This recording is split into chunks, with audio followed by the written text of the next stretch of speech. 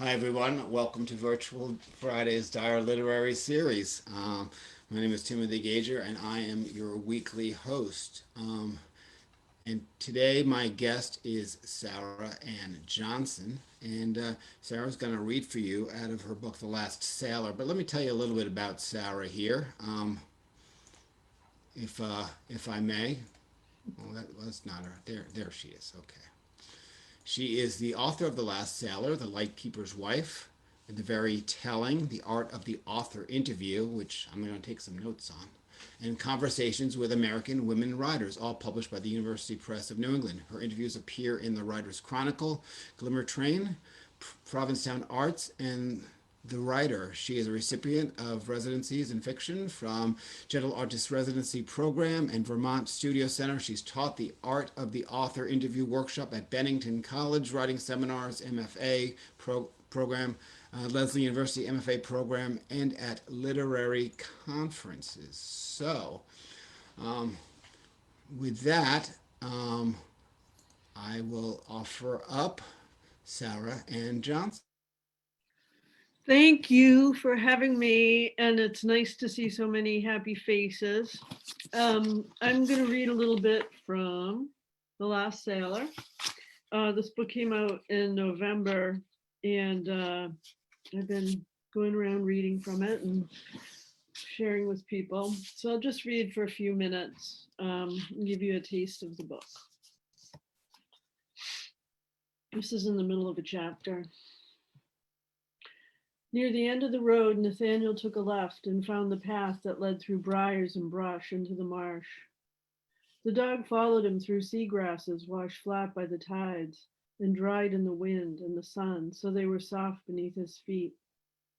The smells of clay and salt and the fetid odor of rotting brush, the swish of grasses in the breeze that came in off the bay, and the gray evening light were his home. They hurried along the path toward the island. Feeling the miles in his legs, Nathaniel moved through the fecund odors of wild grapes. A fox dashed into the woods. Nathaniel made out the copper-red body was black around the head, furtive in the light of the late afternoon. The dog ran after him, and Nathaniel knew that was the last he'd see of him today. Nathaniel imagined the fox's sense of smell leading it along the trail of a smaller animal that was itself instinctively chasing another odor that had to do with nuts or non-carnivorous sustenance. A flock of geese swooped low to the ground as if to claim it. Nathaniel looked up when he heard their loud nasal complaints on the way to the fields where they pecked at the earth. A world driven by instinct and unknowable forces confronted him every day, and he found reassurance in the fact that the fox knew to stay hidden in the daylight, and the geese knew where to find sustenance. Nathaniel wanted to survive on instinct alone. That was why he'd moved out to the marsh, to live outdoors and on his own, without the distraction of working for his father or fishing on a schooner with a bunch of other men. He was his own man, and that was, something his father couldn't understand. As he neared the island, nothing more than an outcrop of beech trees and scrub pine, bare berry bushes and briars, he stepped beneath a canopy of branches. He'd built the shack at the center of the island where even the highest tides couldn't reach. Only 12 feet by 12 feet, the shack held enough room to live in and had for a long time. Grass poked through the floorboards in spring and rotted beneath in fall. Then the clean smell of frozen ground surrounded him all winter. The structure had a strong foundation of stones he'd carried from the woods on the other side of Wharf Road. He had survived many storms on this island, snow and gales and one hurricane. He knew how to barricade himself in. The shack was braced with logs. He'd placed the gray, weather-worn boards with precision and double-filled the walls with sea hay for insulation. Nathaniel couldn't remember when he first thought of living outdoors. He supposed the idea had been with him since he was a boy, making fires from flint rock, sleeping with his brothers in a fort they'd built with a lean-to woven from branches and covered with a canvas tarp. Only fishing for what he needed to eat, growing turnips, building his own shelter. These things pulled at a primitive longing. But moving to the marsh as an adult had been more than a response to that longing. It had been a desire for comfort and the kind of ease he could only find living outside. There was a purity in the marsh, a simple rhythm to each day that soothed Nathaniel, and he clung to that rhythm as a wall against loss. On the marsh, he didn't recall Jacob's footsteps on the stairs or expect him at the breakfast table. He didn't hear his father crying in the night. Nathaniel couldn't live with the loss because he wasn't Nathaniel could live with the loss because he wasn't constantly confronted with his brother's absence. But still there were days when he didn't leave the shack, when he curled around a blanket and held his pillow to his stomach.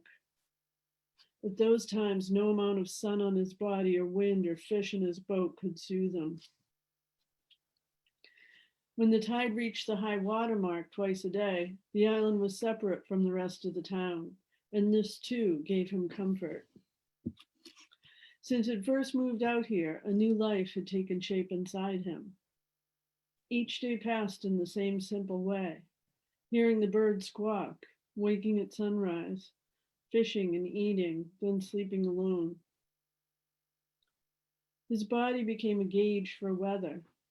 Rain from the northeast, a southwesterly wind, clear skies, and the ocean flat calm. He would row into the harbor and lose himself in fishing, and one day would follow after another. Inside the shack, he blinked against the wafting dark. He reached for his shirt on the back of a chair and pulled it on over his bare skin. There was a daguerreotype of their mother in a small wooden frame nailed to the wall by the door. She had died giving birth to Jacob. Nathaniel gently touched the picture with 2 fingers whenever he left the shack. Jacob's captain's hat hung on a peg by the door. He was 7 years old when Nathaniel gave him the blue hat with a black leather visor and gold trim. The boy had refused to take it off, and from where he rowed in the front of the boat, he had looked like a little figurehead leading them toward the bay. Jacob wore his hat on the boat, at dinner, to church, where he was forced to hold it in his lap during services. He took it off to sleep and kept it on the table by his bed so that he could put it on first thing in the morning. Nathaniel knew that Jacob loved the hat because Nathaniel gave it to him, and because the hat meant he was a captain, and he felt seen as more than a little boy. When Jacob stopped wearing the hat as he got older, Nathaniel had felt a pang of loss. Jacob would have loved the shack, helping his brother lay the foundation, hammering boards into walls. More than that, he would have loved sleeping within those walls, far from their father's house, in an imagined wilderness. For that was how it was. Over 2 miles across the marsh could feel like a world away. Nathaniel pumped some water into a tin cup and drank it down, then went inside and cast about for something to eat. The bread, hard from sitting on the table, filled his mouth with a feeling like salt caked to his tongue. The money he stuffed in a jar on the shelf. He couldn't afford to pay for much beyond the necessities he needed to survive, like the salt beef he reached for on top of the cabinet. He unwrapped a piece of cloth and shaved a slice of meat straight into his mouth as he watched the last streaks of light across the floor. He let his weight fall back on the bed, his mind lost to the dark and the quiet of the day. Fish leapt in his dreams until Nathaniel also was in the water, and there was young Jacob drifting just beyond his reach, the fish glistening while Nathaniel kicked hard toward his brother. But for all his kicking, he didn't move an inch, and Jacob drifted farther, and the fish, they didn't notice a thing. Thank you, everybody.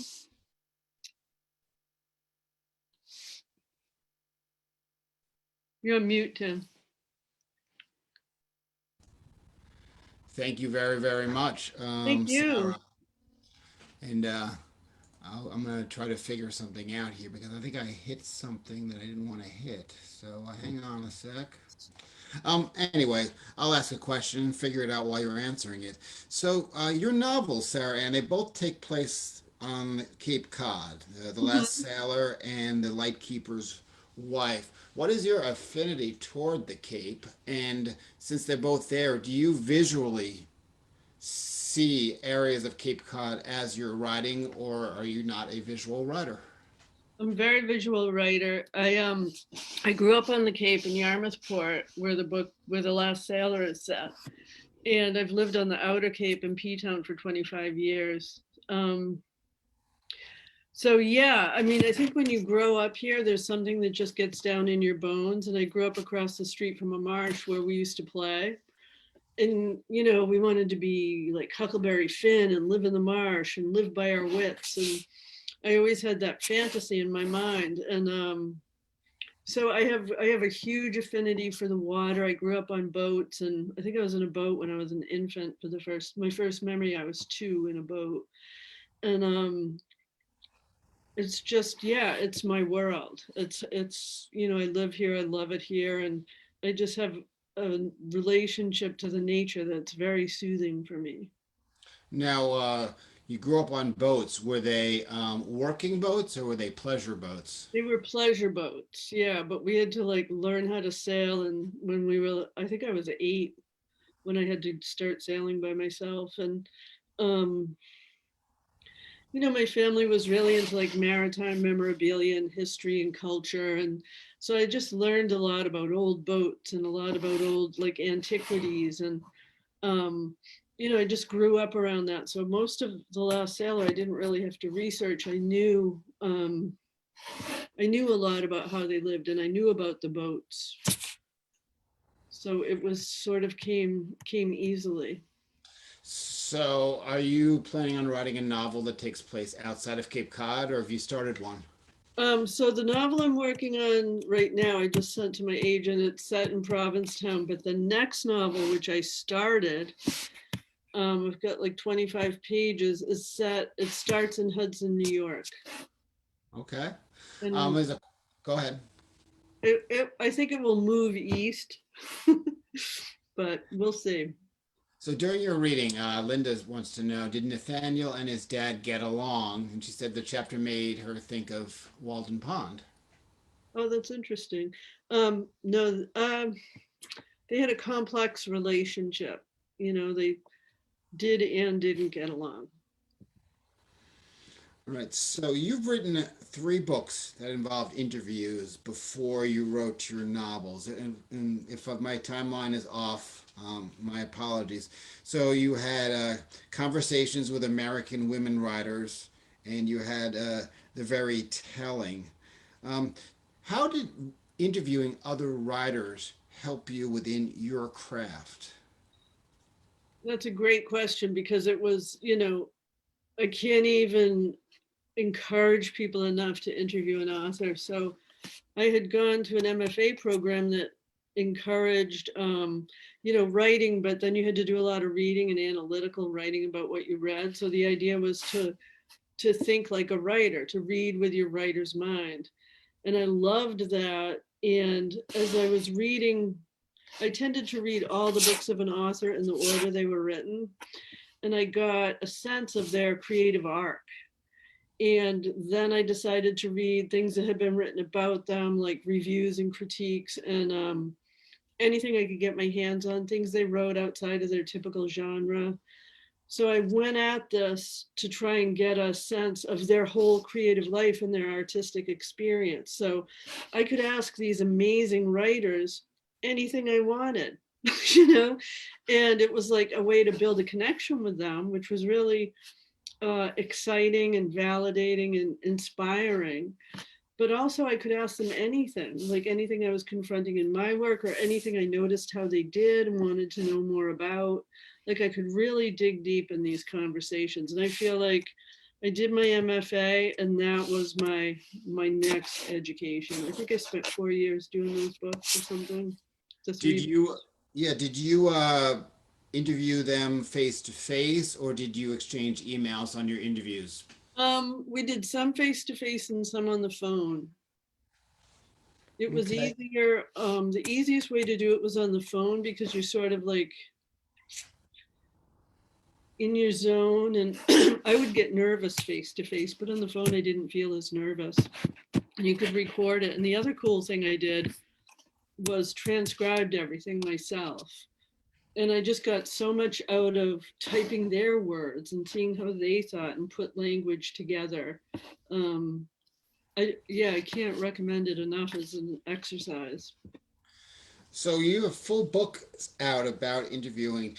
Was it a challenge to come up with original and different questions? No, I think because I read so many interviews, and I think because I was so steeped in the author's background, there was so much to pull upon. And I had some techniques for, angles to come at and things to include in a question and different types of questions. So by the time I'd written the first book, which was the Conversations with American Women Writers, I had an idea of how to do the interviews, and my publisher said, could you just write a book about how to do it? So I literally did that in 2 months. I wrote that book, and then I went on to do the next interview book with a broader type of audience. And each book, like I think I did the women writers because I was relating to them as women in the world. And I think I did the next book, were all writers who interested me in how they use language and how they discovered voice. Okay, that's great. I think your microphone's picking up. Your hands kind of hanging around your mic. So just, it's okay. And you're not even Italian, I don't think. Oh my God. We just gesture all the time, my family. So this is a great question from John. If you were interviewing yourself, what questions would you ask? Oh my God. I love it. I'm so sick of myself after redoing all these like book things. I'm like, I want to hear about everybody else. What would I ask? I think the question that's like very really interesting to me is the one you just asked about how do the interviews like feed your writing life? Um, I think that's a super interesting question. I think questions that kind of tie the body of work together, like you were talking about Cape Cod, and that look at like the work as a whole, maybe. So, in terms of the art of the interview, do you think that students or other interviewers have advanced and gone on to Zoom? And how do you feel about interviewing authors on Zoom?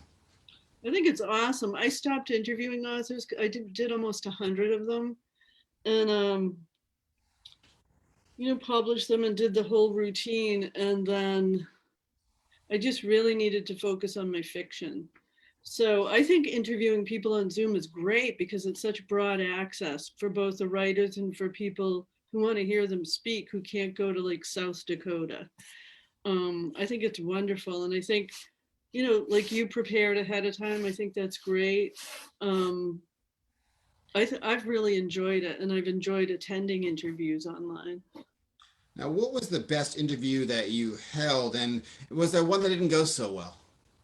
Oh, that's so funny. When I interviewed Sue Miller, she was lovely. And I went to her house in the south end of Boston, and we talked for like half an hour, and I realized the tape recorder had shut off. And I was like mortified because I thought she was like a god. And I was a lot younger, and she was so nice. She said, well, we'll just start again. And I was like, I was mortified. And the best one, there's so many good ones. Like one thing I learned about these writers is their generosity. Like they're so willing to share their experiences and ideas and sort of their secrets and their creative nuggets. Like I didn't go at it from a gossipy or, I really wanted to know about the work. And I think the fact that I came to it so steeped in their work made them trust me. So I was able to have really like meaningful conversations with them. Now, were you ever surprised if you heard something about someone that you interviewed that took you by surprise? Now, I don't want to name names, but I know that you interviewed someone that got involved in the Me Too thing. Anything like that? I'm not going to talk to you about that specifically, but were you ever surprised hearing things? No, the only thing that really surprised me was I interviewed someone who I thought would be lovely, and this person was a bitch. And I was really surprised. I was like, wow, this, of all the people I've interviewed, this is not what I expected. That was really the only thing that was sort of like, jarring. So let's bring this back around to the last sailor. Now, how long did it take you to write it, and what? I know that very often writers can get expedited through the process. Something happens, you got time off. So tell me a little bit about the writing of the last sailor. Oh, this is funny. So I finished The Lightkeeper's Wife, and I had a corporate job at Bank of America in Boston. I do web stuff. I'm trying not to touch the mic. And I was bored because there was a merger between Bank of America and Merrill Lynch. And so we were a little dead in the water. So I wrote the first 90 pages of The Last Sailor sitting in my cubicle. So I felt like I should put in the beginning of the book, like, sponsored in part by Bank of America / Merrill Lynch. But so I wrote it there, and then, I do have a corporate job, so I work on the book on weekends and at night. And so I published The Lightkeeper's Wife in 2014, and this came out in 2020. So the whole process, like, it took me 5 years, maybe 5.5 to write it. But then with production, the production takes a year, as you know. So at least Yes. with my publisher, it does. So, I'm close to being done. I've got the manuscript I'm working on now is with my agent. And I have a lot. I usually have a couple, 2 or 3 books going on at once. Like Oh, one that's really close, one that's at the beginning, and then something that's totally unrelated.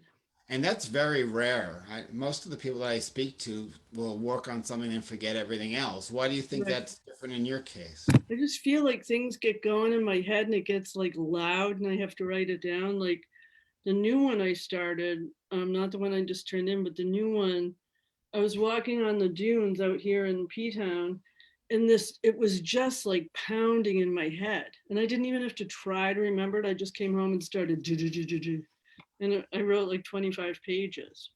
And it's some of the best writing I've ever done. So I don't know how it all works cognitively, but it's kind of weird when you think about it. Like we all of us here sit down and write, and like stuff comes out. Like I've written things I have no recollection of having written, because you just get into this, the zone. Now, you've done interview books, you've written novels. Have you also worked within the shorter forms or poetry or short fiction?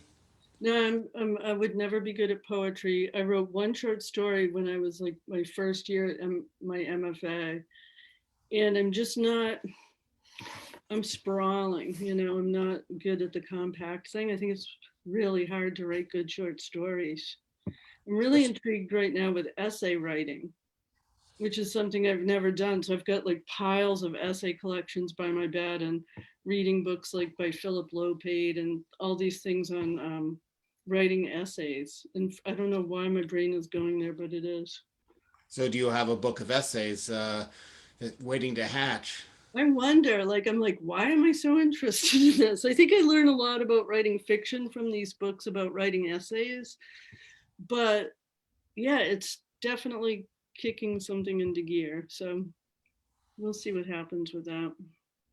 All right. Well, I want to thank you for being such a wonderful guest Oh, and thank you for your thoughtful questions. reading from the last sailor. So what we are going to do is we're going to ask you um, what your favorite indie bookstore is that people can pick up The Last Sailor or The Lightkeeper's Wife. Well, I live on Cape Cod, so my indie bookstore is East End Books, Provincetown. So how are they doing? You think they But need the business? oh my God, yeah. I go in and spend like as much as I can. But my favorite bookstore in the city, if that's where you folks are, is Porter Square Books. Oh, I love them. Yeah, I love And them. and so what was it like releasing a book in November 2020? It's been all online, but I kind of prefer it. I get to stay home and not be, fly here or drive there. But it's been great. People are so nice, like people reach out to you from out of the woodwork, and I feel like people are so supportive and generous in their feedback, and it's been a really nice experience. All right. Well, that was Sarah Ann Johnson, everybody. Thank I'm you, everybody. Now I'm gonna say goodbye to the people watching on Facebook stream. You guys don't get to experience what's next. And if you ever want to participate in the open mic and would like to ask questions for our guests, use the Zoom link the next time. And I thank you for watching. And I'm going to stop the stream right now. All right, everyone, hold their breath. Sometimes you get a little shock when I do this. 3, 2, 1.